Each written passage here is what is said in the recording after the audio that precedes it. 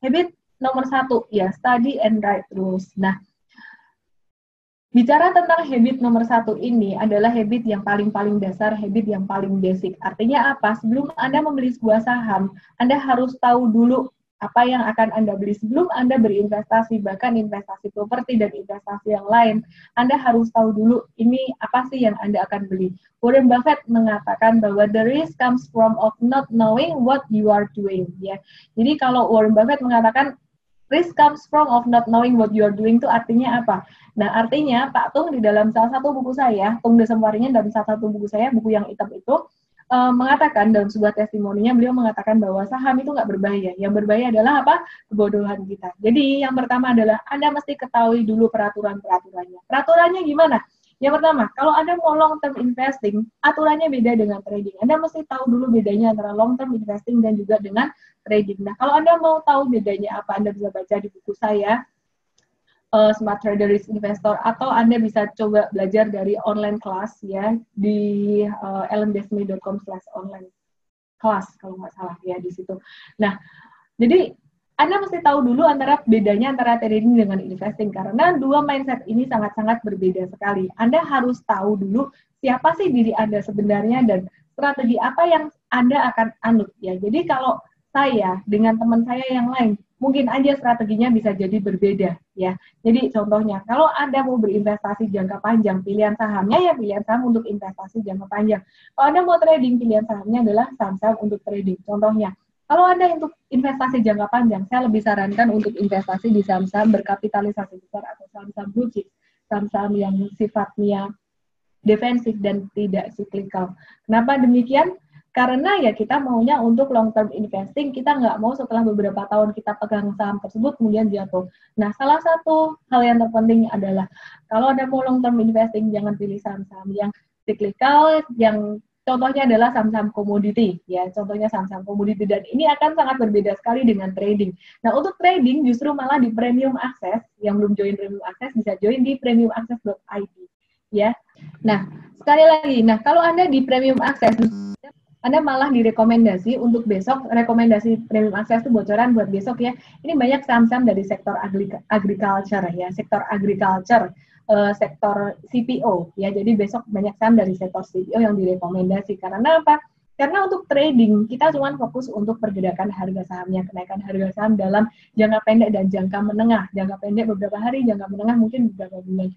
Dan kalau Anda mau long term investing, ya Anda pilihnya perusahaan-perusahaan yang gede. Contohnya, di akhir tahun kemarin, tahun 2018, sekitar bulan September, Oktober, November, saya ada berkali-kali, kalau Anda nyimak lewat live, saya ada berkali-kali ajakin Anda semua untuk investasi di saham Unilever. Ya, sempat naik luar biasa, 47.000, kemudian jatuh lagi sampai ke 39.000, 40.000, dan pada horor ya, semua messaging saya. Tapi saya bilang, saya bikin live lagi seperti ini, saya bilang, nggak usah takut, beli aja, justru beli aja, itu momen yang terbaik untuk beli, dan Anda lihat sekarang Unilever udah berapa harganya, dan profitnya berapa, dan mestinya udah di atas 10% kalau Anda beli di angka tersebut ya.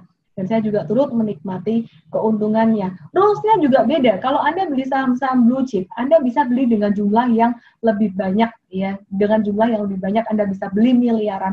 Tapi sedangkan kalau Anda trading, ada beberapa saham yang Anda trading kan, misalnya saham-saham second liner, saham-saham yang kapitalisasi likuiditasnya nggak terlalu gede, Anda nggak bisa beli terlalu banyak, mungkin sekitar 50 juta sampai 100 jutaan aja, itu udah cukup gede untuk saham tersebut karena likuiditasnya kecil ya. Tapi untuk saham-saham blue chip Anda bisa beli dalam jumlah yang lebih banyak. Nah, itu peraturan untuk money management-nya aja juga udah beda. Nah, kemudian kalau untuk saham blue chip dengan saham second liner, saya punya rule sendiri buat diri saya pribadi. Kalau saham-saham blue chip, saham-saham yang sangat-sangat besar sekali, saya punya rules untuk beli saham tersebut justru ketika malah dia lagi kayak kemarin, kayak Unilever jatuh ancur-ancuran ya. Jadi memanfaatkan pantulannya. Kalau gitu saham blue chip kita nggak boleh beli ketika breakout.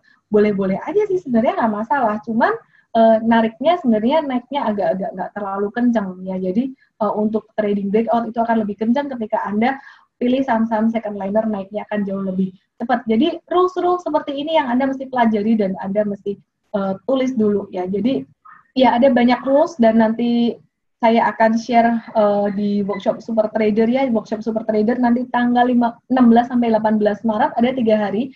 Tapi sebenarnya ada bonusnya lagi, bonusnya dapat 1 hari lagi pre-training, namanya adalah training trading profits ya, training trading profits. Jadi training trading profits ini bisa diambil pada tanggal 26 Februari, tanggal 2 Maret, dan juga tanggal 15 Maret H-1 sebelum workshop Super Trader di selenggarakan. Jadi dari yang dari luar kota bisa ikut H-1.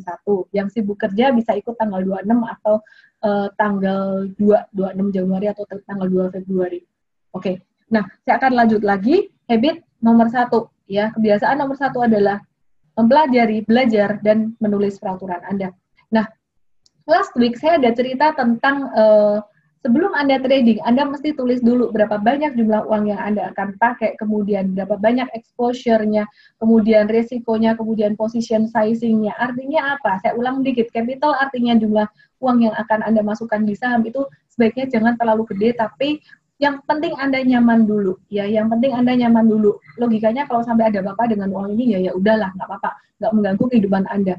Kemudian exposure artinya adalah berapa banyak uang dari total portfolio tersebut yang bisa Anda gunakan. Ya, jadi kalau dalam market bullish seperti saat ini di IHSG, saat ini di Indonesia, saat ini marketnya lagi bullish, Anda bisa pakai exposure sekitar 50-75%. Tapi kalau di US stock market saat ini lagi mulai sedikit recover dan masih rawan untuk turun, ya malam ini US stock market tutup, jadi saya punya banyak waktu untuk prepare tradingan saya besok ya, jadi besoknya lagi. Jadi